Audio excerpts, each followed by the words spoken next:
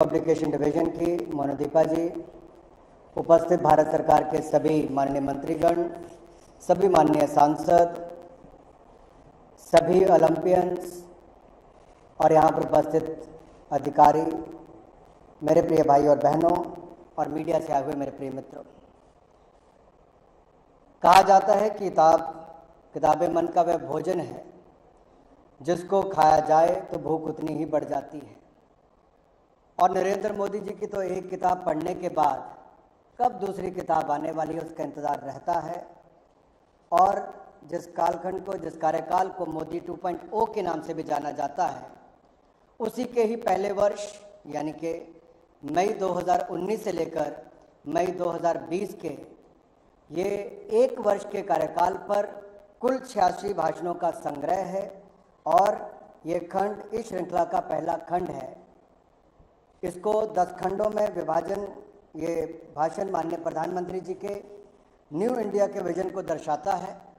और ये खंड है आत्मनिर्भर भारत, सिटीजन फर्स्ट गवर्नेंस, कोविड-19 से मुक्ति का संघर्ष, उदयमान भारत, जय किसान, टेक इंडिया, न्यू इंडिया, हरित भारत, ओजस्वी भारत, स्वच्छ भारत, स्वस्थ भारत, सक्षम भारत, शाश्वत भारत, आधुनिक भारत और मन की बात। 10 अलग अलग विषयों पर उनके 86 भाषणों को संकलित किया गया है ताकि समाज के सभी विषयों पर उनकी सोच, विषय पर उनकी पकड़ और गंभीर विषय को भी रुचिकर बनाने के उनके अंदाज को आप समझ सकें और जान सकें। प्रशासन विभाग अब मुद्रित पुस्तकों के साथ साथ ई पुस्तकों का भी आगे ला रहा है। और आपको जानकर प्रसन्नता होगी कि अब तक हमारे पब्लिकेशन डिवीजन ने लगभग 2385 पुस्तकों का डिजिटलाइजेशन किया है और 585 ई पुस्तकों को अमेज़ॉन और गूगल प्ले पर उपलब्ध करवाया गया है। प्रकाशन विभाग के द्वारा ये पहल भी की गई है कि दृष्टिबाधित बच्चों के लिए ब्रेल पुस्तकों का निर्माण करना हो, कम दृष्टि वाले व्यक्तियों के लिए ब्रेल फॉन्ट के पुस्तकों का या श्रवण बाधितों के लिए भारतीय साइन लैंग्वेज में पुस्तकें एवं ऑडियो पुस्तकों का निर्माण भी हमारे पब्लिकेशन डिवीजन ने किया है। QR कोड का इस्तेमाल भी किया है जिसके लिंक से आप सीधा प्रधानमंत्री जी के भाषण को भी सुन सकते हैं। और ये एक नई पहल है और अभी एक प्रारंभिक व्यवस्था में है। मोदी जी के बतौर प्रधानमंत्री संबोधनों का ये संकलन भविष्य के इतिहासकारों के काम आएगा। और मुझे खुशी इस बात की है कि आज सबका साथ, सबका विकास, सबका विश्वास इस पुस्तक के विमोचन के लिए कोई और नहीं बल्कि हम सबके लोकप्रिय और प्रिय भारत के पूर्व उपराष्ट्रपति आदरणीय वेंकैया नायडू जी आए हैं। मैं आप सबकी ओर से उनका बहुत बहुत स्वागत, अभिनंदन करता हूं। केरल के गवर्नर आदरणीय आरिफ मोहम्मद खान जी जो अपना कीमती समय निकाल कर आए हैं, मैं उनका भी आप सबकी ओर से बहुत बहुत स्वागत, अभिनंदन करता हूं। मित्रों, 5 साल सरकार के पूरे होकर जब दोबारा चुनकर नरेंद्र मोदी जी आए तो उन्होंने कहा था कि सबका साथ, सबका विकास मूल मंत्र लेकर हम चले थे। लेकिन पिछले 5 साल के अखंड एकनिष्ठ पुरुषार्थ ने, जनता जनार्दन ने उसमें एक अमृत भर दिया है और वो अमृत है सबका विश्वास। और मैं कहना चाहता हूं विपक्ष के साथियों को भी कि वो गंभीरता से इस पुस्तक को पढ़ें भी, क्योंकि उनके आधे से अधिक सवालों का जवाब इस पुस्तक में मिल जाएगा। हर विषय पर प्रधानमंत्री नरेंद्र मोदी जी की पकड़ इतनी ज़मीनी और ज़बरदस्त होती है कि उनके सुनने वाले चाहे छात्र हों या महिलाओं का समूह हो या किसान हो या सीमा पर बैठा सैनिक हो या खेल मैदान में बैठा नौजवान हो या व्यापारी हो, ये सब मंत्रमुग्ध होकर सुनते हैं। हर किसी को लगता है कि हमारी समस्याओं को प्रधानमंत्री मोदी जी जानते हैं और उन समस्याओं का समाधान भी किसी और के पास नहीं, हल निकालने की क्षमता नरेंद्र मोदी जी के पास है। प्रधानमंत्री मोदी जी की स्पीच पर अगर नज़र होती है तो पूरे विपक्ष की, चाहे कांग्रेस से लेकर कम्युनिस्ट तक की बात की जाए, पूरा लेफ्ट एक तरह से बैठा होता नजर गड़ा है कि कब मोदी जी कोई चूक कर जाएं तो उसको बवाल करें। लेकिन वाक शैली की अद्भुत क्षमता वाले मोदी जी ये विपक्ष को कभी मौका ही नहीं देते हैं और हर मौके पर चौका लगाने का काम भी करते हैं। शायद ही आज़ाद भारत में कोई प्रधानमंत्री पर आज तक इतनी स्क्रूटनी में रहा हो, और उसकी वजह क्या है? लोगों का उन पर अगाध विश्वास और उनका अनवरत देश सेवा की करने का जज्बा, साफ सुथरा बिना किसी बिचौलिए के लाइफस्टाइल डिलीवरी, और देश के आम जनमानस में ये सोच कि मोदी है तो मुमकिन है, इसी सोच को लेकर पूरा देश एकजुट होकर खड़ा होता है। लेकिन प्रधानमंत्री तो अपने आप को देशवासियों का प्रधान सेवक मानते हैं, और इस संकलन में भी आपको देखने को मिलेगा उनके 86 भाषणों में कि देश से जुड़ी हुई जटिल से जटिल समस्या पर किस तरह से उन्होंने अपना नेतृत्व भी दिया है, विचार भी दिया और देश को आगे ले जाने का काम भी किया। तभी तो आज जो पिछले कई वर्षों में नहीं हो पाया, मोदी जी ने करके दिखाया। दुनिया की 5वीं सबसे बड़ी अर्थव्यवस्था भारत इंग्लैंड को पछाड़कर बनी है, तो नरेंद्र मोदी जी के नेतृत्व में बनी है। दुनिया भर के इंटरनेशनल सर्वे जो होते हैं उनमें प्रधानमंत्री नरेंद्र मोदी जी सबसे लोकप्रिय नेता, सर्वाधिक लोकप्रिय नेता बनकर उभरते हैं। दुनिया भर के जो शक्तिशाली राष्ट्रीय अध्यक्ष हैं, उन्होंने भी चाहे प्रत्यक्ष रूप से या परोक्ष पक्ष उनको मोदी जी के क्षमता के बारे में बार बार कहा है और मोदी का मतलब क्या है ये समझाने का प्रयास भी किया है। हमने इस संकलन में केवल विदेशी संबंधों पर उनके संबोधनों को ही शामिल नहीं किया, बल्कि इकोनॉमी से लेकर सांस्कृतिक विरासत को सहेजने के लिए मोदी सरकार ने जो काम किए हैं उसको भी आपके सामने रखा है। जैसा कि सोमनाथ मंदिर हो, सोमनाथ हो, काशी विश्वनाथ धाम हो, अयोध्या जी हो, या फिर देवघर की बात हो, केदारनाथ धाम हो, किस तरह से सांस्कृतिक धरोहर को बचाने का, बढ़ाने का काम भी किया। आज हम सबको अपनी सांस्कृतिक धरोहर पर गर्व भी होता है। तो आप जब वहाँ पर जाएंगे और लोगों से पूछेंगे तो कहेंगे ये केवल सांस्कृतिक धरोहर को बचाने का काम नहीं किया, एक नई अर्थव्यवस्था भी उससे खड़ा करने का काम नरेंद्र मोदी जी ने किया है। आपको इन पुस्तक के माध्यम से भी जानने को मिलेगा कि ग्रीन इंडिया, क्लीन इंडिया के माध्यम से और पर्यावरण पर, एनवायरनमेंट पर मोदी जी ने किस तरह से बड़े बड़े कदम उठाए हैं और उनकी सोच क्या है। फिटनेस हो, योग हो, स्पोर्ट्स हो, योगेश्वर दत्त जी, गीता फोगाट जी से लेकर अंजू बाबी जॉर्ज से लेकर बाकी खिलाड़ी यहाँ पर बैठे हैं, हमारे पैरालंपियन से लेकर बाकी सब यहाँ पर हैं। आप देखिए कैसे टॉप स्कीम्स के माध्यम से मोदी जी ने देश में खेलों को बढ़ावा देने की सोच को बदला है, और आज तक ओलंपिक्स में सबसे ज़्यादा मेडल 7 जीतने का काम, और नीरज चोपड़ा ने गोल्ड मेडल जीता एथलेटिक्स में। 121 वर्ष की वो इंतज़ार को भी ख़त्म किया है। यही नहीं, साइंस, टेक्नोलॉजी और रिसर्च की फील्ड में उनकी सरकार के योगदान और कीर्तिमान उसका भी उल्लेख है। तो व्यापार से लेकर रोजगार तक मोदी जी की सोच क्या है, इसका उल्लेख भी उसमें किया गया है। अगर मैं ये कहूँ कि यानी ग्रामोदय से राष्ट्रीयोदय तक आत्मनिर्भर भारत बनाने में देश कहाँ तक पहुँचा है, आयुष्मान योजना हो, कोविड वैक्सीन की बात हो, जो दुनिया के बाकी देश नहीं कर पाए, मोदी जी के नेतृत्व में हमने 2 वैक्सीन बनाने का काम और 200 करोड़ वैक्सीन मुफ्त में लगाने का काम भी भारत ने करके दिखाया है। मेडिकल क्षेत्र में आमूलचूल परिवर्तन करने की बात हो, वो भी करके दिया।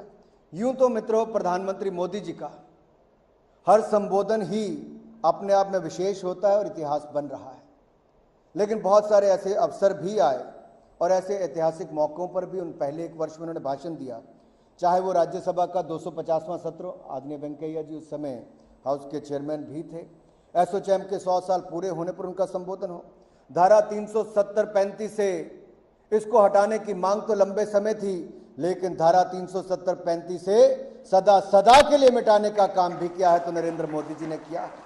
और धारा 370 हटाने के बाद जम्मू कश्मीर, लद्दाख को 8 अगस्त को 2019 को संबोधन भी प्रधानमंत्री मोदी जी का। 19 मार्च 2020 को कोविड को लेकर राष्ट्र को नाम संदेश जो प्रधानमंत्री मोदी जी ने दिया, फिट इंडिया मूवमेंट को लॉन्च करने के समय जो संबोधन किया, अयोध्या में श्री राम मंदिर, भव्य राम मंदिर बनकर तैयार हो, और सुप्रीम कोर्ट की जजमेंट के बाद भी जो उनका संदेश आया है। मित्रों, ये केवल भारत के नाम संदेश नहीं, ये दुनिया की कुल आबादी का 7वां हिस्सा 1/7 of the world population Modi ji जो भी करते हैं, उनकी सरकार का जो भी निर्णय है, दुनिया की 1/7वीं पॉपुलेशन के बारे में होता है। इसलिए यहां पर लिया निर्णय पूरी दुनिया पर कैसे प्रभाव डालता है, और ये सारे उल्लेख इस पुस्तक श्रृंखला में है। इस पुस्तक श्रृंखला में भारत के बारे में, हर बड़े क्षेत्र के बारे में, उनकी सरकार की योजनाओं के बारे में प्रधानमंत्री मोदी जी के विचारों का इंसाइक्लोपीडिया है। और ये आने वाले कई वर्षों तक बुद्धिजीवियों के लिए, इतिहासकारियों के लिए न केवल ये जानकारी का, बल्कि एक बहुत बड़ा स्रोत हमारे देश की जनता को अपने प्रधानमंत्री और उनकी सरकार किस क्षेत्र में क्या क्या क्रांतिकारी विचार रखती है, उसको जानने का एक अवसर भी है। मोदी जी के इन संबोधनों का महत्व आपने कोरोना काल के समय देखा ही होगा मित्रों। उनके राष्ट्र के नाम संदेश में समझा जा सकता है कि शायद पिछले 70 वर्षों में, कई वर्षों तक शायद ही दुनिया में कोई ऐसा प्रधानमंत्री आया हो, विशेष तौर पर भारत में, जब प्रधानमंत्री ने कहा हो ताली बजाओ, थाली बजाओ, दिया जलाओ, तो देश के 130 करोड़ नागरिक, साइकिल वाले से लेकर सिनेमे वाला, खिलाड़ी से लेकर व्यापारी से लेकर कर्मचारी तक ताली भी बजाई, थाली भी बचाई और फ्रंट लाइन वर्कर्स का मनोबल बढ़ाने का काम भी किया। तो 130 करोड़ भारतीयों ने प्रधानमंत्री नरेंद्र मोदी जी के नेतृत्व में किया। यह केवल 282 सीटों से लेकर 303 सीट की यात्रा नहीं, ये लोगों के दिलो दिमाग पर राज करने वाली बात है। मोदी जी लोगों के दिलों में बसते हैं, तभी तो पूरा भारत आपदा के समय भी मोदी जी के साथ खड़ा होता है, ताली भी बजाता है, थाली भी बजाता है, 200 वैक्सीन भी लगाता है, और जो षड्यंत्र रचते थे, गुमराह करते थे, उनको दरकिनार करके वैक्सीन लगाने के लिए लाइन में भी लगता है। ये नरेंद्र मोदी जी जो देश को आगे बढ़ाने का काम करते हैं, इन सब का उल्लेख इसमें मिलेगा। राष्ट्र के नाम उन्होंने कहा था आपदा में अवसर ढूंढें, आत्मनिर्भर भारत का निर्माण करें। उन्होंने ये भी कहा था कि ये अपूर्व संकट है, लेकिन थकना, हारना, टूटना मंजूर नहीं, और देश के लोगों ने इसको मन में लेके चले और ये किया। धारा 370-35 से हटने के बाद पूर्व मुख्यमंत्री उमर अब्दुल्ला जी और महबूबा मुफ्ती जी जैसे नेताओं ने कहा था, क्या कहा था? उन्होंने कहा था भारत का झंडा यानी कि तिरंगा उठाने वाला कश्मीर में कोई नहीं मिलेगा। उन्होंने ये कहा था ऐसा भूकंप आएगा कि कश्मीर भारत से अलग हो जाएगा। अरे 5 अगस्त 2019 से लेकर आज 2022 के सितंबर में खड़ा हूं, और बीच में एक समय 13 अगस्त से 15 अगस्त तक ऐसा भी आया जब मोदी जी ने कहा हर घर तिरंगा, तो केवल भारत के हर कोने में भी हुआ, तो भारत के अभिन्न अंग जम्मू कश्मीर के भी घर घर तिरंगा लहराने का काम हुआ है मेरे भाइयों का। लेकिन 25 अगस्त 2011 को मुझे तो लाल चौक पर तिरंगा फहराने के लिए, जब मैंने कलकत्ता से कश्मीर की यात्रा की थी, तो मुझे जेल में डाल दिया गया था उस तिरंगा यात्रा के लिए। अरुण जेटली जी, सुषमा स्वराज जी, इनको भी जेल में डाल दिया। अपने ही देश के अभिन्न अंग में तिरंगा झंडा नहीं फहराने दिया जाता था। वो किसने बदला? नरेंद्र मोदी जी ने आकर बदला है। राम मंदिर बनाने का सपना किसने पूरा किया? नरेंद्र मोदी जी ने किया है। मुस्लिम बहनों को ट्रिपल तलाक से निजात किसने दिलाया? नरेंद्र मोदी जी ने किया है। और ये सभी नहीं, जम्मू कश्मीर की लोगों की आशाओं आकांक्षाएं पूरी हो और उनके सपनों को पंख लगे, इसके लिए सेंट्रल यूनिवर्सिटी हो, ट्रिपल आईटी हो, आईआईटी हो, आईआईएम हो, जवाहर टनल से लेकर कई टनल बनाने की बात हो, नेशनल हाईवे 4 लेन बनाने की बात हो, इन सपनों को भी किसी ने पूरा किया है जम्मू कश्मीर के लिए, तो नरेंद्र मोदी जी की सरकार ही कर रही है। इस संकलन में मोदी जी के वो ऐतिहासिक संबोधन भी है जिनको उन्होंने संविधान निर्माण के 70 वर्ष पूरा होने पर दिया था। उन्होंने कहा था संविधान की मजबूती की वजह से ही हम एक भारत श्रेष्ठ भारत की तरफ कदम बढ़ा पा रहे हैं। और उन्होंने ये भी कहा था बाबा साहब अम्बेडकर का ही दिया हुआ संविधान है जिसके कारण गरीब परिवार से आने वाले नरेंद्र मोदी जी, जिसको कल तक कोई चाय बेचने वाला कहता था, उनकी ईमानदारी, उनके काम, उसकी देशभक्ति, राष्ट्रवाद को लेकर देश के लोगों ने उनको एक बार नहीं 2 बार इस देश के प्रधानमंत्री पूर्ण बहुमत से बनाने का मौका दिया है मेरे भाइयों और बहनों। यही नहीं, उन्होंने ये भी कहा कि कैसे 21वीं शताब्दी में न्यू इंडिया के सपने को पूरा करने के लिए हमारी व्यवस्था में ब्यूरोक्रेसी 21वीं सदी के सपने और सोच को अनिवार्य है। ऐसी नौकरशाही हो, रोज रचनात्मक और सृजनात्मक हो, जो कल्पनाशील और नवोन्मेषी हो, जो सक्रिय और विनम्र हो, जो पेशेवर और प्रगतिशील हो, जो ऊर्जावान और सक्रिय हो, जो सक्षम और प्रभावी हो, जो पारदर्शी और टेक्नोसेवी हो। सोचिए कैसे सरकार के एक एक अंक से मोदी जी ने जो उम्मीदें और अपेक्षाएं बढ़ाई है, और किसके लिए, किसके लिए? ये देश को विकास के शिखर पर ले जाने के लिए। और टीम इंडिया की जब मोदी जी बात करते हैं तो नेताओं से लेकर अधिकारी कर्मचारियों से लेकर आम जनता की भागीदारी की बात करते हैं। इस पुस्तक से ना केवल मीडिया के लिए, ना केवल शोधकर्ताओं के लिए, ना केवल बुद्धिजीवियों के लिए, बल्कि आम जनमानस को बहुत कुछ सीखने का अवसर मिलेगा। और जो अमृत काल की बात नरेंद्र मोदी जी करते हैं, इस अमृत काल में हर व्यक्ति की, जो नागरिकों की भागीदारी की बात करते हैं, जन भागीदारी से जन आंदोलन की बात करते हैं, वो सोच भी इस 1 साल की पुस्तक सबका साथ, सबका विकास, सबका विश्वास में मिलती है। और मुझे पूर्ण विश्वास है आज जब वेंकैया जी के कर कमलों से इस पुस्तक का विमोचन होगा तो प्रधानमंत्री मोदी जी का जो आत्मनिर्भर भारत का सपना है, जो $5 ट्रिलियन इकॉनमी बनाने का सपना है, वो भी पूरा होगा। क्योंकि मोदी जी ने चाहे जीएसटी हो, कंपनीज एक्ट में बदलाव हो, चाहे यूपीआई भीम हो, चाहे डीबीटी हो, इन सब के माध्यम से एक ट्रांसपेरेंसी भी लाई, अकाउंटेबिलिटी भी लाई, जनता के खाते में पैसा भी पहुंचा और खाने वालों को बाहर निकालने का मौका भी दिया। मुद्रा योजना से लेकर स्वनिधि तक गरीब से गरीब के हाथ में पैसा पहुंचाया। ईसीएलजीएस स्कीम के माध्यम से व्यापारियों को पैसा देने का काम भी किया, बगैर गारंटी के देने का काम किया। और सुरक्षा बीमा योजना से लेकर जीवन ज्योति बीमा योजना तक गरीबों को बीमा का उपलब्ध भी करवाया। ये पहले संभव नहीं हो सकता था। ये तभी संभव हुआ जब मिनिमम गवर्नमेंट और मैक्सिमम गवर्नेंस की सोच के साथ मोदी सरकार ने पिछले 8 वर्षों में काम किया है। चाहे मुस्लिम बहनों को ट्रिपल तलाक से निजात दिलाने की बात हो, या दिव्यांग या ट्रांसजेंडर को के अधिकार और क्षेत्रीय असंतुलन को दूर करने के प्रयास शामिल हैं। हर वर्ग, हर जाति, हर संप्रदाय, हर क्षेत्र के लिए इतनी सूक्ष्मता से विचार करने वाला और इतनी सक्षमता के साथ काम करने वाला या काम करने वाली सरकार पहले नहीं हुई। ये भी नरेंद्र मोदी जी के नेतृत्व में हुई है। मुझे पूर्ण आशा है ये तो केवल 1 वर्ष का हम उल्लेख और संकलन करके आप सबके बीच में लाए हैं। इस 1 वर्ष में भी 86 उनके भाषणों को बड़ी बारीकी के साथ शॉर्टलिस्ट करके आपके सामने रखा गया है और मुझे आशा है कि इसका लाभ पूरा देश और दुनिया उठाएगी। और आदरणीय वेंकैया जी, आप पूरा इतनी दूर से समय निकालकर इस पुस्तक का विमोचन करने के लिए आए हैं। आपका लंबा जीवन नरेंद्र भाई ने आपके साथ काम किया है, आपने उनके साथ काम किया है। आप भी आए, गवर्नर साहब भी आए और आपके बहुमूल्य विचार भी हम सबको सुनने के लिए मिलेंगे। सूचना प्रसारण मंत्रालय और विशेष तौर पर पब्लिकेशन डिवीजन आपका बहुत बहुत आभार प्रकट करता है और आप सब भी यहाँ आकर आपने कार्यक्रम की शोभा बढ़ाई। सबका बहुत बहुत धन्यवाद। जय हिंद, जय भारत।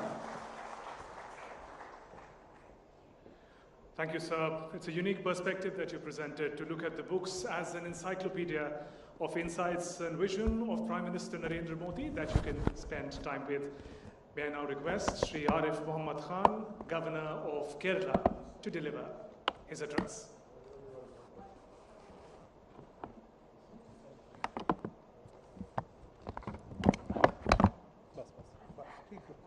Yes, thank you.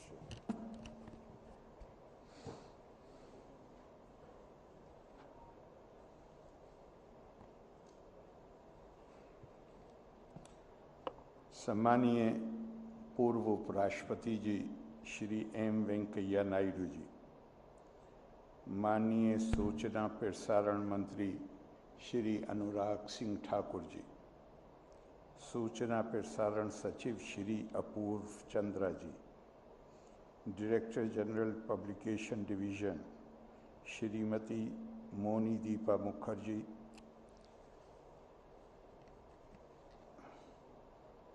सभी देवी और सज्जनों,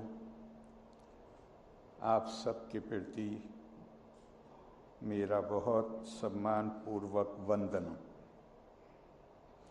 सबसे पहले मैं माननीय सूचना प्रसारण मंत्री जी को दिल की गहराइयों से धन्यवाद दूंगा। उन्होंने यहाँ आमंत्रित किया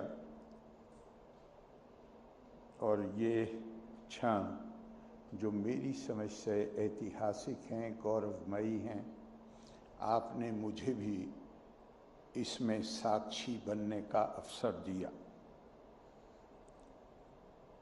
हमारी जो राजनीतिक व्यवस्था है, लोकतंत्र,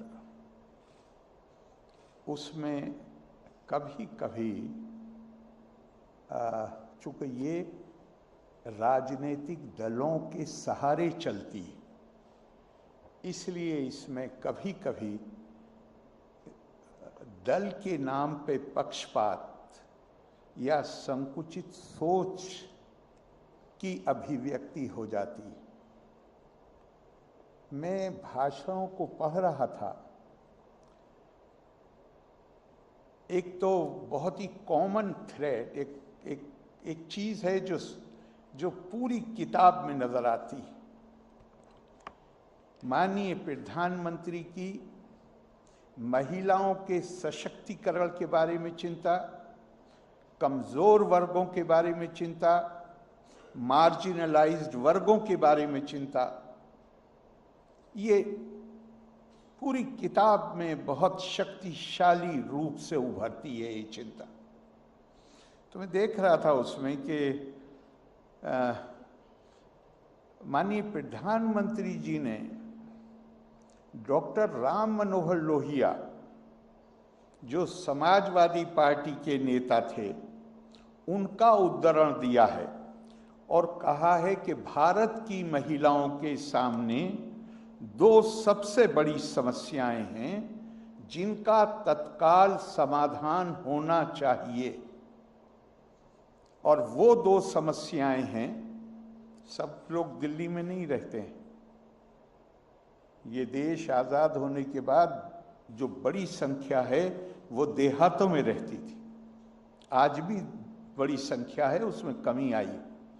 तो डॉक्टर राम मनोहर लोहिया जी ने कहा कि घर में शौचालय का न होना और पानी की उपलब्धता न होना, ये दो बड़ी समस्याएं हैं जिनको युद्ध स्तर पर तत्काल जिनके समाधान की आवश्यकता है। ये बड़े हृदय की बात है। ये छोटी सोच से ऊपर उठने की बात है। ये काम हुआ है पिछले 8 साल में, लेकिन प्रधानमंत्री जी ने इसमें डॉक्टर राम मनोहर लोहिया को उद्धृत किया, उसको छुपाया नहीं और कहा है कि सरकारें आईं और चली गईं, समय बीतता चला गया, लेकिन जिस समस्या का तत्काल समाधान होना था, हमने ये तय किया कि इसको प्राथमिकता के आधार पर करना। और सच्चे मानों में अगर आप देखिए तो भारतीय परंपरा हमें यही कहती है कि सद्विचार कहीं से भी आए, उनका स्वागत होना चाहिए। आनो भद्रा कीर्तवो यंतु विश्वता। ठीक इसी तरह आज हम इसका महत्व नहीं समझ में, पहले भी बोला, आज उसका पूरा महत्व हमारी समझ में नहीं आता है। मुस्लिम महिलाओं को 3 तलाक से आजादी दिलाना ये साधारण काम नहीं है, साधारण उपलब्धि नहीं। 1000 साल से ज्यादा ये कुप्रथा मुसलमान महिला, शादीशुदा महिला के सर पे तलवार लटकती थी, और जैसे ही बच्ची घर में बड़ी होना शुरू करती थी, उसके अंदर एक चेतना, एक बोध पैदा कराया जाता था, अगर ऐसा करोगी तो किसी वक्त भी घर से निकाल दी जाओगी, 3 बोल काफी हैं। उसका मानस कुंठित हो जाता था। ये आज इसका आकलन नहीं किया जा सकता। क्यों नहीं किया जा सकता? आज तो राजनीतिक कारणों से समर्थन भी है और विरोध भी, लेकिन आज से 100 साल के बाद जब राजनीतिक और सामाजिक विश्लेषक, अनुसंधानकर्ता इसका विश्लेषण करेंगे, तो मुस्लिम महिलाओं को मुक्ति दिलाने वाले के नाम से नरेंद्र मोदी जी को याद किया जाएगा। ताया जिनकिन एक महिला थी दिल्ली में, एक आईसीएस ऑफिसर थे ब्रिटिश, जिन्होंने आज़ादी के बाद भारत में वो अपनी सेवाएं जारी रखी। उनकी पत्नी थी और यहां से वो गार्डियन अखबार लंदन का उसके लिए लिखती थी। 5 या 6 लगभग 60 के दशक के शुरू में या 50 के दशक के आखिर में, 8-10 साल के बाद वो जाने लगे। जो आईसीएस ऑफिसर थे तो ये भी अपने पति के साथ जा रही थी। इन्होंने तत्कालीन प्रधानमंत्री पंडित जवाहरलाल नेहरू का एक साक्षात्कार इंटरव्यू किया, जो बहुत मशहूर है, किताबों में मौजूद है। इंटरव्यू लंबा है, मैं उसमें नहीं जाऊंगा। जो तथ्य है जो इससे संदर्भित है उस बात को करूंगा। ताया जिनकिन ने पूछा पंडित जी से, आप अपने जीवन की सबसे बड़ी उपलब्धि क्या मानते हैं? जीवन की सबसे बड़ी उपलब्धि। उस बीच में स्वतंत्रता संग्राम भी हुआ है, उस बीच में भारत का संविधान भी बना है और अनेकों काम हुए हैं। पंडित जी का जवाब है, मेरे जीवन की सबसे बड़ी उपलब्धि यह है कि हिंदू महिलाओं को हजारों साल से जिन अधिकारों से वंचित किया गया था, मैं उनको बड़ी हद तक वो अधिकार दोबारा दिलाने में कामयाब हो गया। इसे पूरा सुनिए। उन्होंने पूछा, और आपके जीवन की सबसे बड़ी असफलता क्या है? उन्होंने कहा, मेरे जीवन की सबसे बड़ी असफलता यह है कि जो अधिकार मैंने हिंदू बहनों को दिलाए वो मैं मुसलमान बहनों को नहीं दिला सका। ये कितना, मैं केवल इसकी महत्ता को बताने के लिए ये मैंने उदाहरण दिया है। क्यों? क्योंकि ये नहीं कि वो चाहते नहीं थे, लेकिन साहस नहीं जुटा पाए। ये मैं नहीं कह रहा हूं, ये बहुत लोग कहते, लोगों ने लिखा है कि साहस नहीं जुटा पाए। नरेंद्र मोदी जी ने जो साहस दिखाया है, जिस बहादुरी के साथ सारे विरोध समझ में आते थे कि विरोध कहां कहां होंगे, और जिस तरह सुप्रीम कोर्ट का जजमेंट आने के बाद उस पर कानून बनाया, ये आज नहीं, आज हमारी समझ में आएगा ही नहीं इसका महत्व, क्योंकि वो प्रधानमंत्री हैं। ये महत्व इसकी समझ में आएगा जब यहां पर बैठे हुए, जब वो प्रधानमंत्री नहीं रहेंगे, जब यहां बैठे हुए बहुत ज्यादातर लोग इस दुनिया में नहीं रहेंगे, तब लोगों की समझ में आएगा कि कितना बड़ा काम था। क्योंकि मुस्लिम देशों में भी 19वीं और 20वीं सदी में ये प्रथा को कुप्रथा मानकर समाप्त कर दिया गया था, और ये भारत में लगातार जारी थी। संवेदनशील, मैं बेसिक बात जो इसमें से जो मैसेज निकलता है कि जो इन कुप्रथाओं का शिकार हैं, उन्हें जो जुल्म बर्दाश्त करना पड़ता है, उनके प्रति संवेदनशीलता का भाव।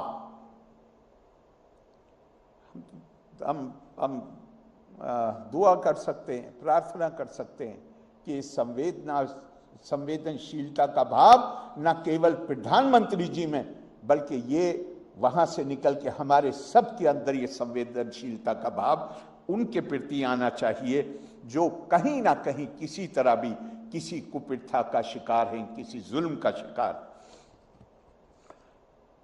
हमारे देश में विकास और प्रगति के काम देश के आजाद होने के बाद प्लानिंग कमीशन बनाया गया, लेकिन ये तारीफ में नहीं, इसे सोचिएगा। विकास और प्रगति का हर काम जहां सरकार पैसा लगा रही थी, वो सरकारी तंत्र की जिम्मेदारी थी।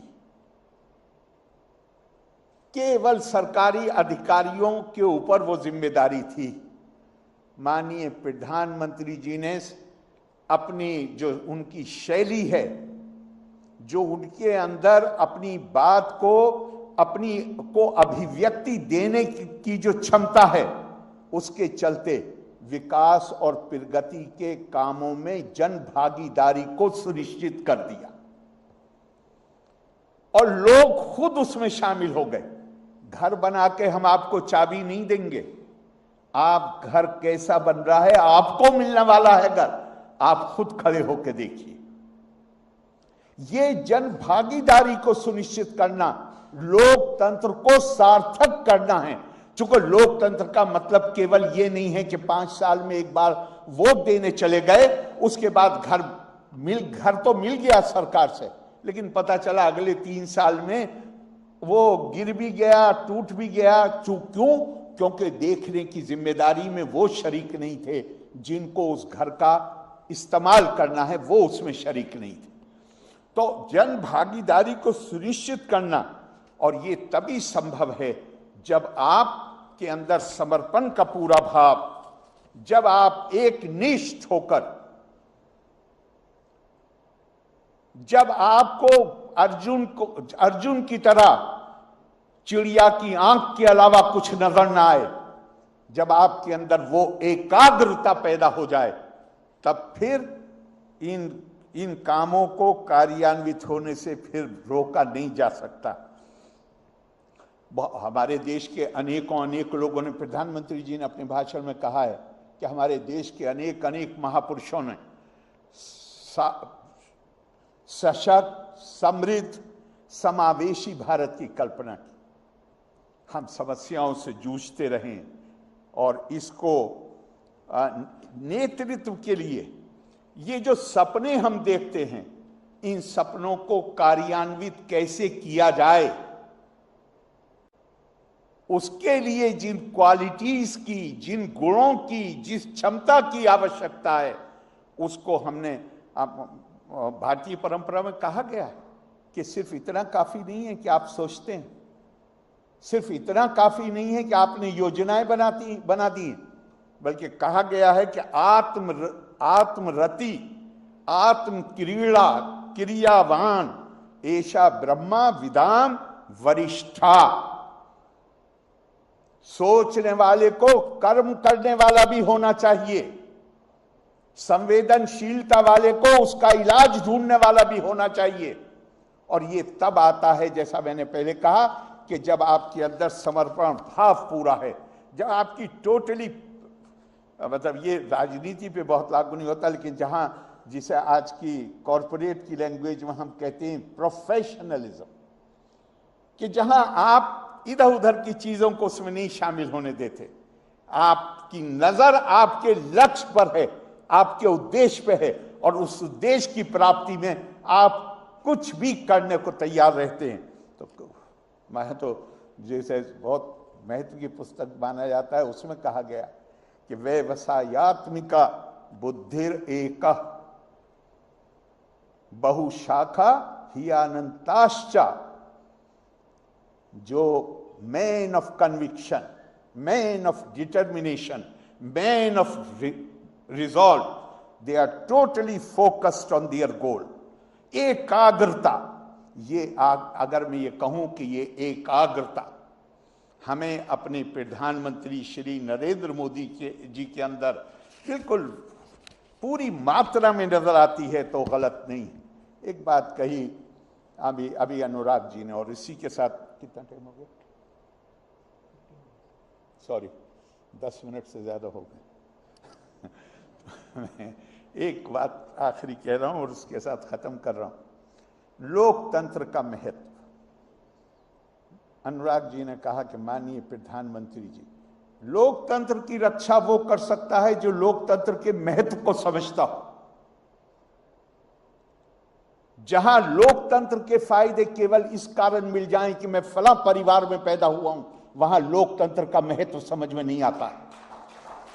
लोकतंत्र का महत्व समझ में आता है जब एक चाय बेचने वाले का बेटा, वो ये जानता है लोकतंत्र में ये संभव है कि रानी के पेट से राजा पैदा नहीं होगा, बल्कि लोगों की मर्जी से, इच्छा से, उनके वोट से, बैलेट बॉक्स से वो पैदा होगा, जो देश का शासन चलाएगा, देश का विकास करेगा, देश की प्रगति करेगा।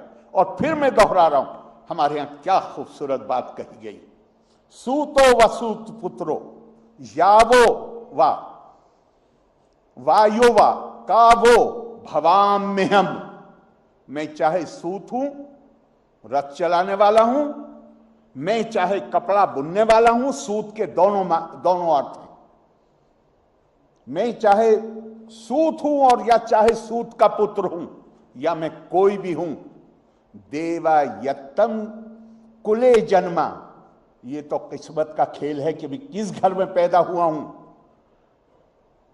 मदा यत्तंतु पौरुषम, लेकिन मैं क्या हासिल करता हूं, क्या मेरी उपलब्धि है, क्या मैं काम करता हूं, ये इस पर निर्भर नहीं करता कि मैं किस घर में पैदा हुआ हूं।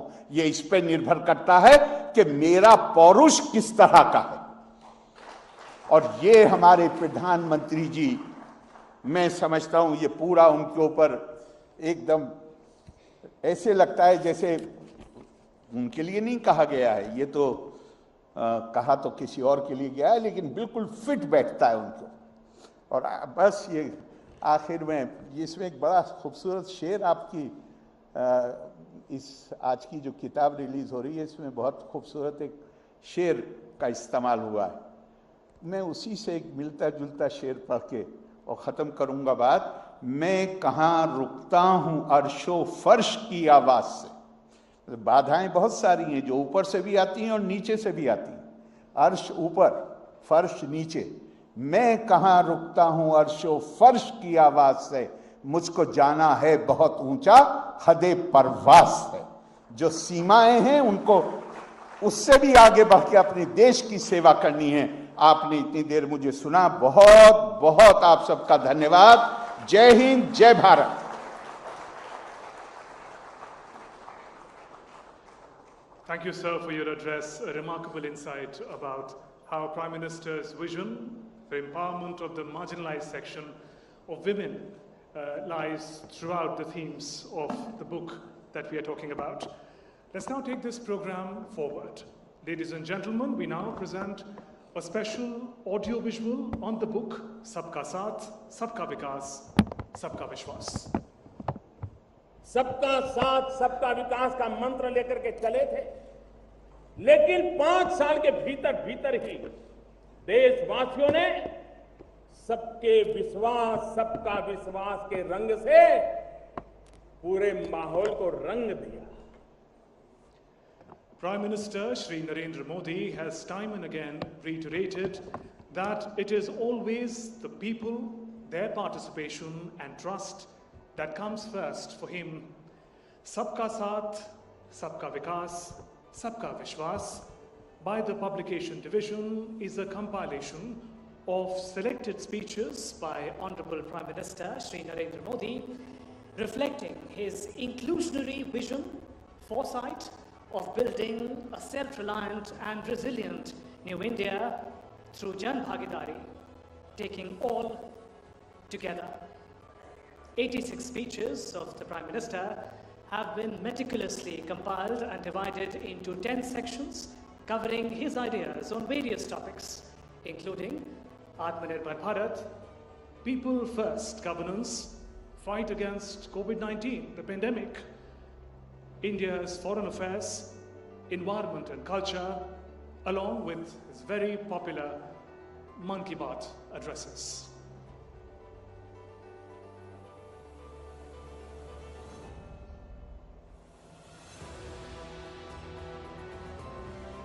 May we put our hands together for the vision of this book. Thank you. And now the moment is here for which we all gathered here. I invite Shri M. Venkata.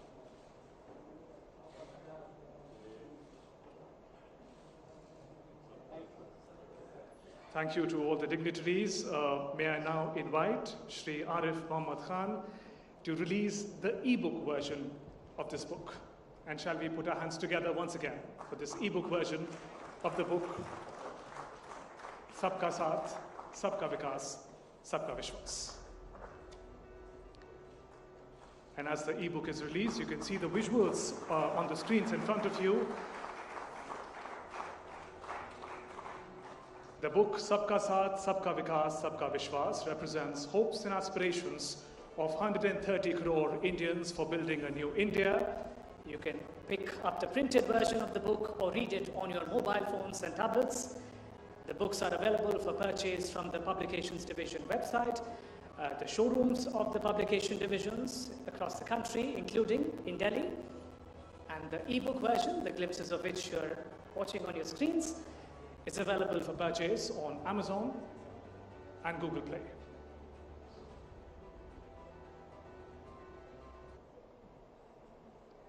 And may I now invite Shri M. Venkaiah Naidu, former Vice President of India, to address the gathering.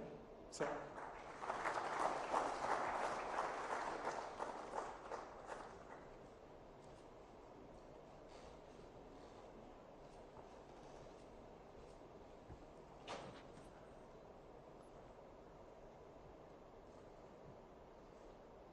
आदरणीय केरला के राज्यपाल श्री आरिफ मोहम्मद खान जी,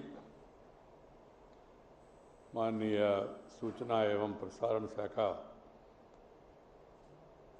और क्रीड़ा युवा विभाग का मंत्री श्री अनुराग ठाकुर जी, सचिव श्री अपूर्व चंद्रा जी और महानिर्देशक सुश्री मोनुदीपा मुखर्जी जी, आज इस समारोह में उपस्थित सम्माननीय अतिथिगण, भाइयों और बहनों, मैं तो हिंदी में बोलने वाले नहीं हूँ, चिंता मत करिए।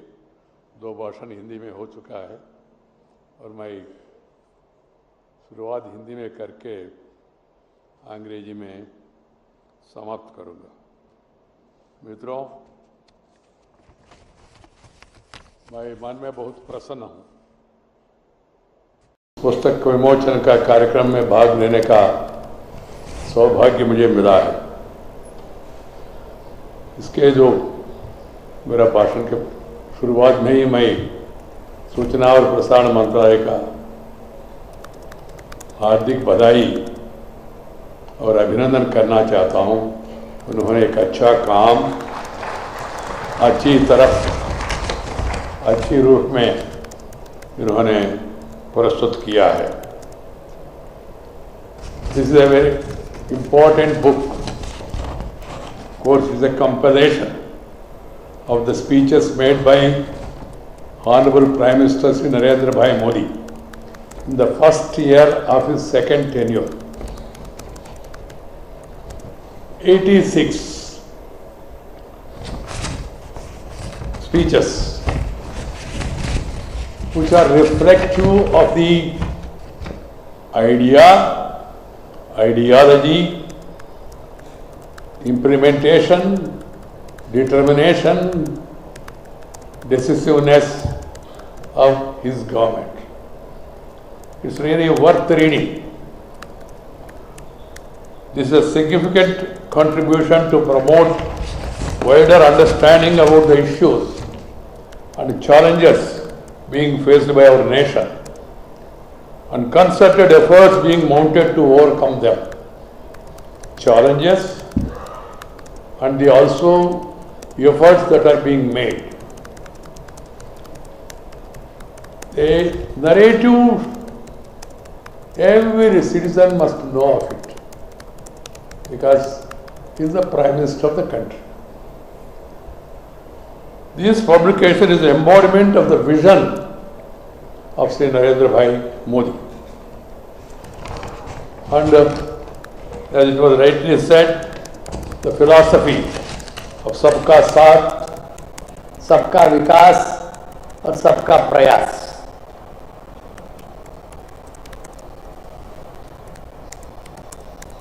India is widely acknowledged as a progenitor of some profound philosophies that sought to enrich the understanding of the cosmic universe and the man, the relationship between the Brahman and the soul, and the spiritual salvation through the unity of the Brahman and the soul and ultimate destiny. Friends, India is an ancient civilization, more ancient than many of the civilizations. But the speciality of this civilization is, though there are ancient civilizations like Greek, Athens, Roman, Egypt and others, but ours is a civilization which is thriving even today, dynamic, appealing even today. See what has happened to other civilizations. Because this civilization of thousands of years of living of our forefathers, the experiences, the common good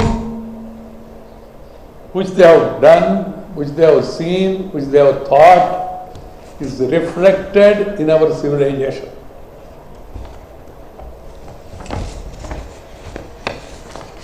My dear friends,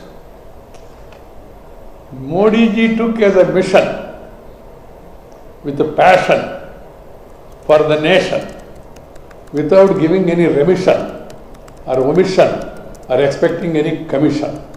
That is the specialty of the mission.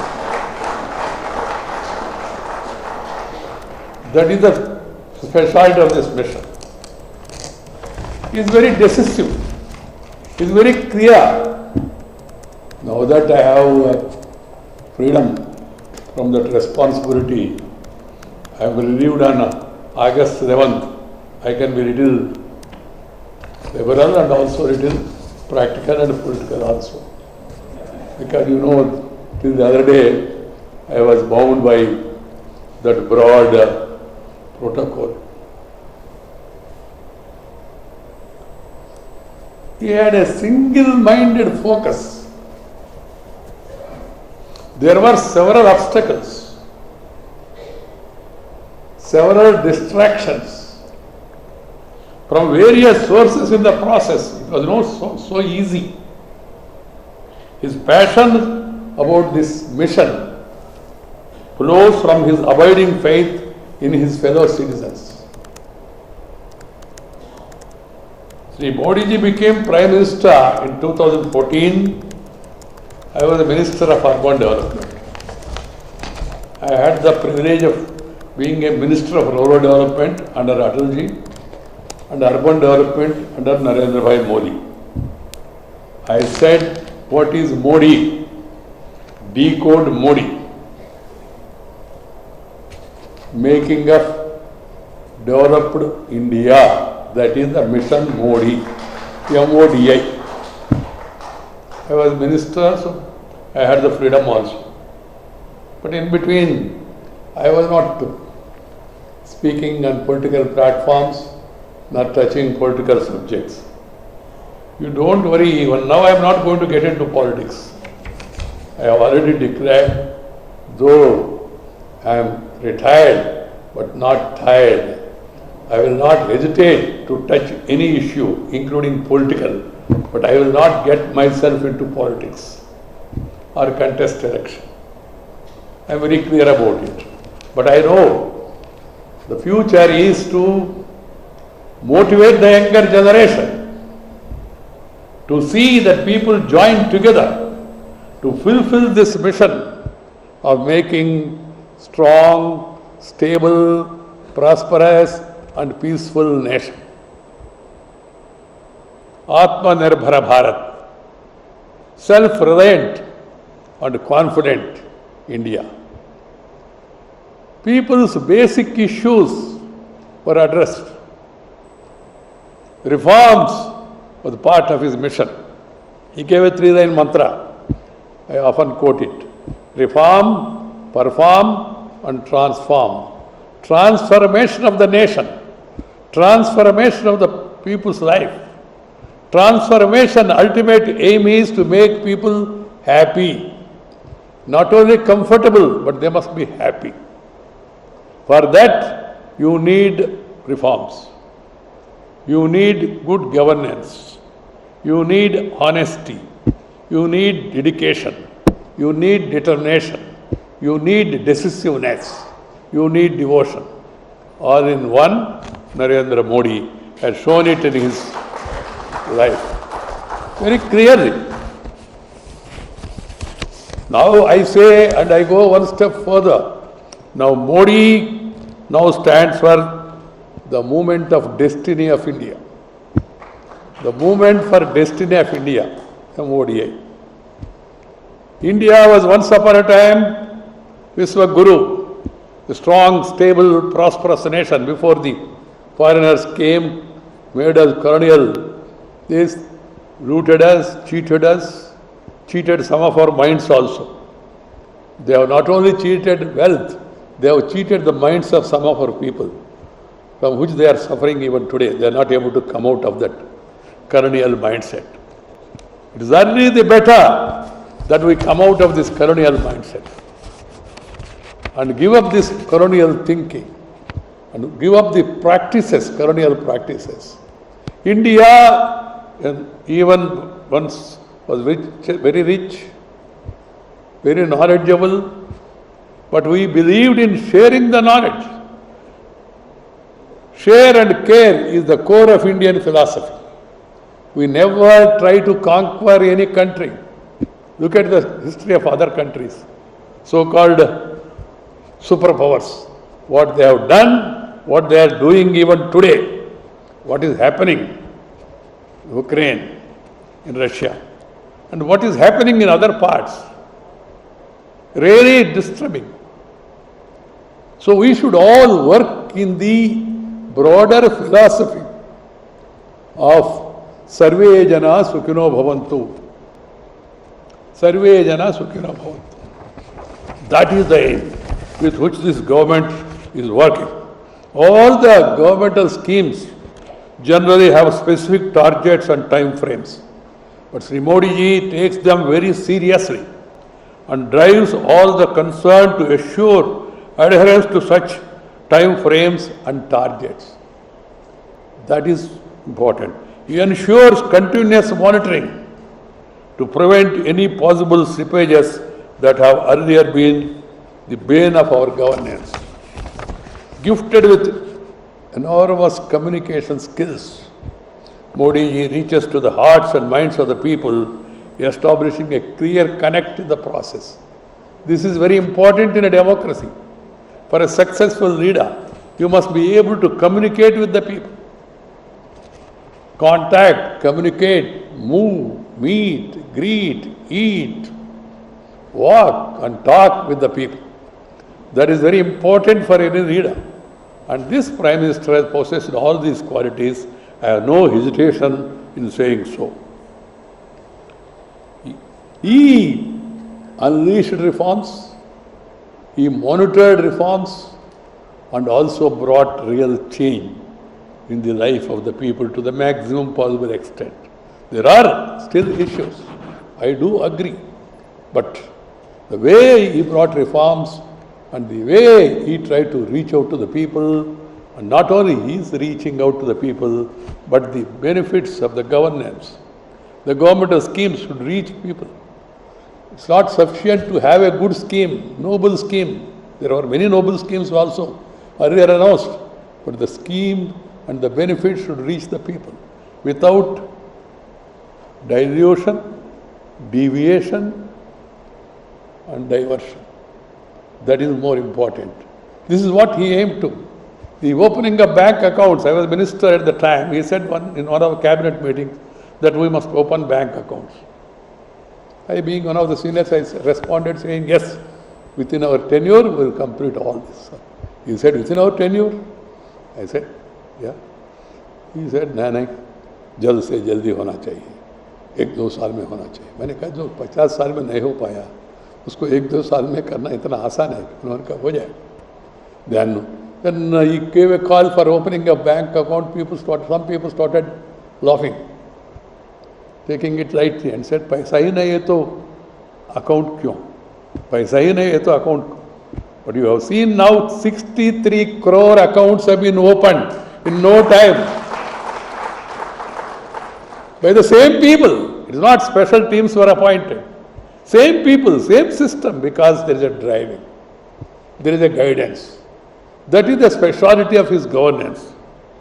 And then DBT, one of the biggest transformative changes, I can call it as a really revolutionary reform, direct benefit transfer, direct benefit transfer. DBT. Whatever the government of India, whatever the state government, whatever any agency decides, it should reach the people directly, without, as I said, diversion, deviation, dilution. That is the purpose. Otherwise, you have to go, stand in a line, waiting in the queue, meeting the person, greeting the person, shaking hand, and doing something in between hand. Used to happen in certain cases. But now with the DBT, there is no need to meet and greet anybody, or shake hand, or break hand, or break your head. It directly comes into your account. This is the biggest reform this Prime Minister has brought in. I have no hesitation. That's why he reached the bottom of the issue and then reached the people. After this big note ban, people thought this will finish him. But afterwards, you have seen what has happened. Because of the communication, because of the results started coming, because of the trickling down of the effect, people have realized that they are getting something and they are getting it directly without any problem, and that too because of this Prime Minister. That's why the schemes of any government should reach the people. If finally you decide here, Parliament passes a registration, Prime Minister gives or makes an announcement, and then ministers go around and also talk about the schemes and all, then secretariat, secretaries, bureaucracy, they will also move in. At the end of the day, the BDO, the DDO, the ADO, the collector, or the local tahsildar, they have to deliver it. And somebody must be overseeing it. Formulating a scheme is fine, but at the same time, monitoring a scheme, implementing a scheme is more important. This is how Sri Modi ji, he has monitored the schemes, and always he thinks, he always plans to improve further. One day my wife told me, आप प्रधानमंत्री को बताइए. मैंने कहा क्या है? थोड़ा इतना गंभीर क्यों, बीच बीच में थोड़ा हंसते रहना चाहिए. Let him also smile. So I told him. He said, वो जो बचपन से आया वो आदत इतना आसान से बदलते हैं क्या? Serious, thinking. And he is never satisfied. You complete your target. He will say, or be, or. Then the second advice my wife told me is, tell him to have good sleep. मैंने प्रधानमंत्री को कहा, आप you don't sleep more than 4 hours or 5 hours. Then I told him, okay, नींद आता नहीं, क्या करूं? नींद आता नहीं, because always try to improve further, improve the skills. This is how he is working. That's why all these speeches are not simply speeches. If you go through all the speeches, I don't want to get into detail. Anurag has explained in detail about the schemes, and you will find it in the book also. The speeches, once you go through it, they are very illustrating. But the point which I am trying to make is that here is a leader who is determined to take India forward. Friends, India is being recognized, respected worldwide. Though there is certain amount of people, some sections of Western countries and media, they are not able to digest India's emergence once again. They have the problem of digestion, indigestion. Some of them, I said in the right vein, indigestion. Because India becoming strong, stable once again, so they spread negative stories. Anything happening here and even small, that's highlighted. But many things happening there, they are not even reported. Sometimes they are supported, suppressed. This is how. But we must be steadfast. And for this, one of the routes he has realized is that merely evolving the scheme is not sufficient. You must involve the people. I remember when I was Urban Development Minister, Swachh Bharat Abhiyan, we launched. He told me, Venkaiah ji, isko sarkar का scheme नहीं होने देना चाहिए. मैंने कहा ठीक है. उन्होंने कहा इसको राजनीतिक रंग नहीं देना चाहिए. मैंने कहा ठीक है, मगर मन में अनुमान आया राजनीतिक नहीं है और सरकार नहीं तो और क्या है. उन्होंने कहा इसको एक जन आंदोलन का रूप देना चाहिए. We must make it a people's movement. People's movement. There are many schemes which need people's involvement, because over the years we have been developing a mindset that everything will be done. सब काम सरकार करेगा, बेकार बैठे तो चलेगा. ये तो सरकार का काम है. Cleaning your in front of your house also सरकार का काम है क्या? Plantation of trees, preserving water, reducing, reusing, recycling water, respecting the nature, following the traffic rules, taking care of the oppressed and depressed and suppressed people. Government does its duty, but at the same time, unless people involved, it is not easy to bring about a change. 130 crore population, so many states, so many languages, so many regions, so many religions. So unless you involve the people, your schemes will not succeed. This is what Modi ji has realized, and he has also started mobilizing people's support. Mobilizing people's support. This is very important. The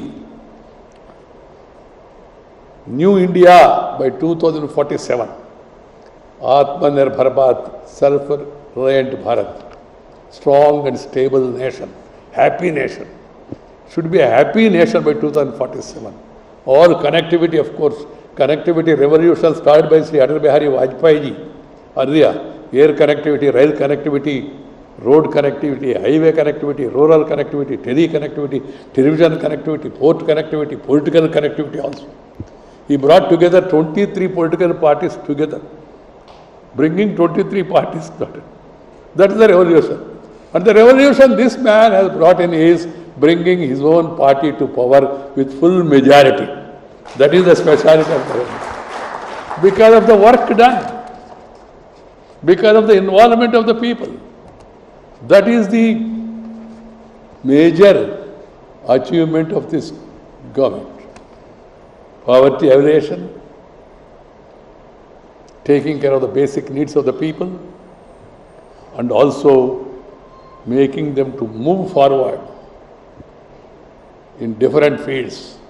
Start-up, stand-up, innovation. They are all the new buzzwords in the developmental dictionary of our country. The youngsters, they are all very enthusiastic. We have 130 crore population, 65% of our population is below 50 years. And more than 50% of the 25-30 years. We are the youngest democracy with younger generation. And we need to involve them in the development of the country. We need to really motivate them. This is what the Prime Minister is doing. I am very happy about it. The Atmanirbhar Bharat, economy, people first, governance, fighting COVID-19. See, COVID-19, the pandemic, it has shaken the world. So-called superpowers, how they have suffered. Everybody, some people said why India is going to finish because of huge population and all, what is going to happen and all. But luckily, thanks to, hats off to our scientists, our doctors, our medical staff, our sanitary staff, the way they came out with new vaccinations, and then reaching out to the people, 200 crore vaccinations, and then supplying to 92 countries in the beginning, and many more countries, is not an ordinary achievement. It is not an ordinary achievement, it's a great achievement, one should say, and the world is now recognizing. Even in external affairs, the foreign policy that is pursued, that is spoken about, everybody is now appreciating. Even our stand on Russia and Ukraine, some people try to find fault. Later they have realized. Because Russia has been friendly to India for years together. But at the same time telling Russia that what is happening is no good. And trying to take everybody along with us, not taking this side or that side internationally. Clarity of vision, and also is ably supported by a very articulate, visionary External Affairs Minister, Sri Jaishankar. That is driving our foreign policy. Friends, the green and resilient and clean India, we have taken initiative, and also Fit India. Fit India. Now Indian youth has to be mobilized. They have to be told that they have to be fit. If you are physically fit, then you will be mentally strong. Yoga. Yoga now is internationally accepted thanks to the initiative. It was moved in the United Nations, and more than 172 countries have supported our initiative. Now yoga has become now once again universal. Yoga. And then telling the youth, and youth also, I call upon the youth, be active. Don't be lazy. If you are lazy, you will become crazy later. This is what is happening in the case of certain people. So you have to be physically fit. Take some exercise, whatever exercise you want. Yoga. Yoga. Someone told me, because Modi is, I said, "Bhai, yoga is not for Modi. It is for your body." You realize this. For yoga has no religion. Yoga has no religion. One boy told me, "Sir, yoga is very good, but I have a problem." I said, "What is your problem?"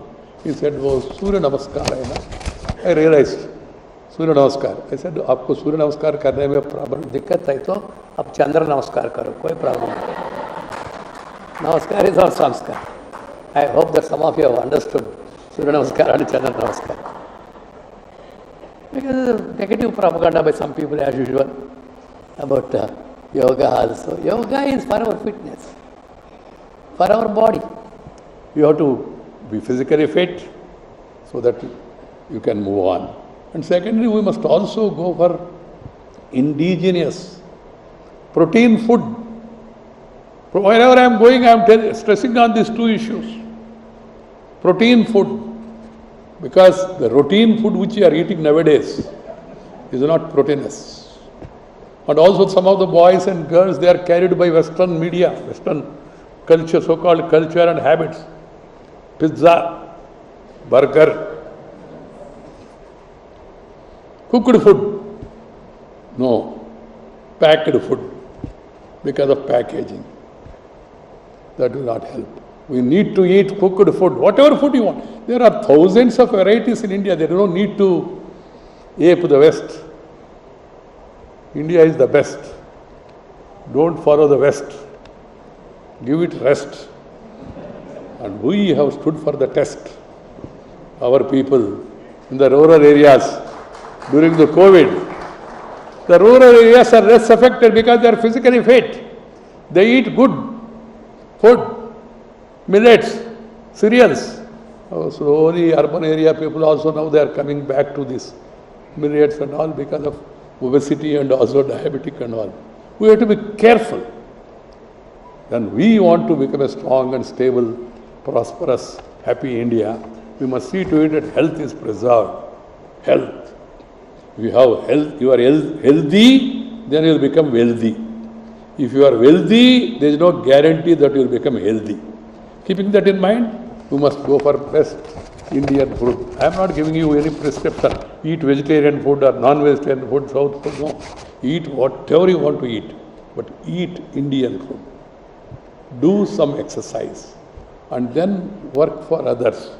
As I told you, share and care is the core of Indian philosophy. The Prime Minister He is reading from the front, not only by simple speeches, but by the schemes, by the decisions of the government, by his own conduct, that he is trying to take the country forward. We must all stand together and we must see to it that 2047 India becomes not only strong and stable, healthy, happy. He has dealt with many challenges because he had worked, he has understood the system and he has mingled with the people and understood the problems of the people. The way we developed masks, personal protective equipment and also vaccination, I said, is really remarkable because of the motivation. The development of a vaccination capability was nothing short of a miracle. It was a miracle actually.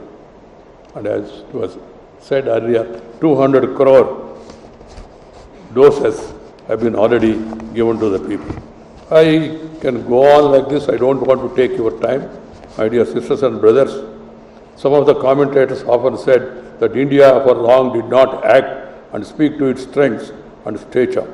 With the advent of Sri Narendra Modi, that is not the case anymore. India is now a force to reckon with and able to be heard. Indian voice is heard. What is said by India, everybody is taking note. And you have seen recently even the opinion polls across the globe. Modi 75%. I am not going into the details of this percent or that percent. But the world, in such a short span, is not an ordinary thing because of his actions, because of the guidance he is giving to the people, because of the progress that India is making. We are once again going to emerge as the third largest, strongest economy in the world. To make it fully happen, we must all be participative in the government schemes and follow the three-line mantra of transform, reform, transform and perform. Some sections, in spite of all this, still have some reservations in the mind and methods of Narendra Modi. It's all because of some misunderstanding or maybe out of political compulsion.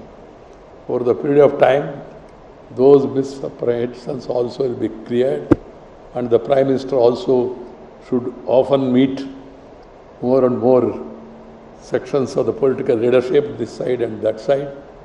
They must also be open-minded. We must all understand that we are only rivals, we are not enemies.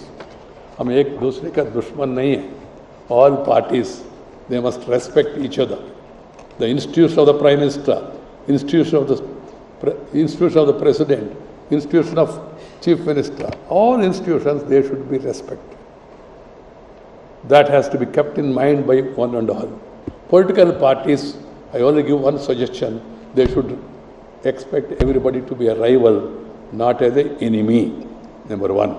And then work hard, try and try. You may win at last if you try. But simply becoming impatient. If you don't have patience, you will become impatient. If you become impatient, you will become inpatient in the hospital. That is not good for anybody. You must have people's mandate. Respect the people's mandate. They have given a mandate. You are not happy with the mandate. Go to the people. Mobilize them. Wait for your turn. That is what is required. This is called as tolerance. Tolerance towards the mandate of the people is the need of the hour. In the center, in the state, anywhere. People have given a mandate. We must respect it. You have differences. You want to highlight the failures. Go to the people. But don't misuse the institutions, the parliament, the assembly. What is happening among the elected representatives is really worrisome. Sometimes it disturbs. I was there as the chairman of the house. And I have experienced it. The legislators must always again focus on discuss, debate and decide, not disrupt. Political parties must evolve a code of conduct for their elected representatives. Self-code of conduct, and see that they behave in an exemplary manner. Children Youngsters, they look into Parliament for guidance. In Parliament, tearing of the papers and breaking the mic, you're not going to inspire the people. That's not good. As I told you, the world is once again looking to India. We must strengthen our democratic institutions.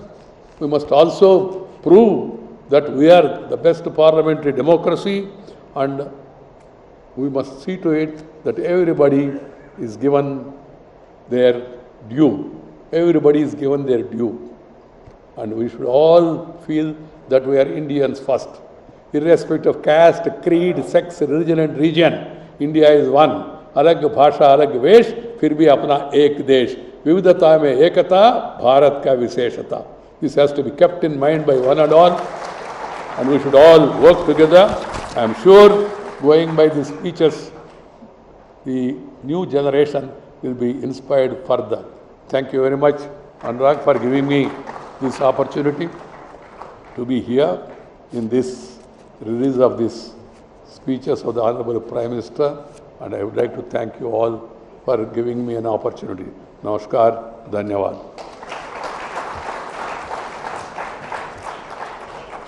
Thank you, sir, for your address. May I now request Shri Apurva Chandra, Secretary, Ministry of Information and Broadcasting, to deliver the vote of thanks. All right, we are getting live visuals from Akashvani Bhavan in New Delhi, where former Vice President M. Venkaiah Naidu released the book Sabka Saath, Sabka Vikas and Sabka Vishwas, a collection of selected speeches of Prime Minister Narendra Modi.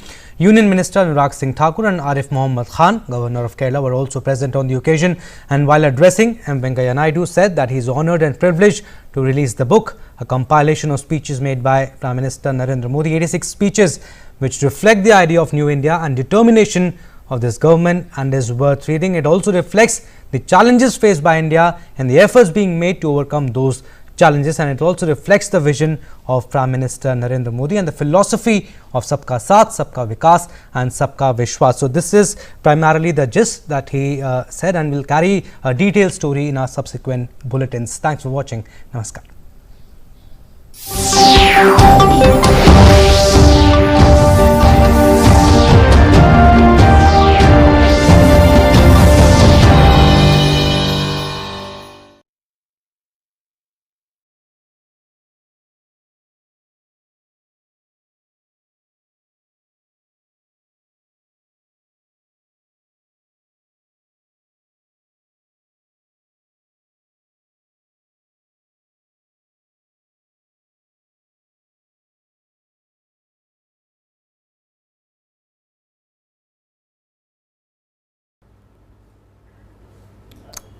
Giving the audio test. I hope audio is fine, panel.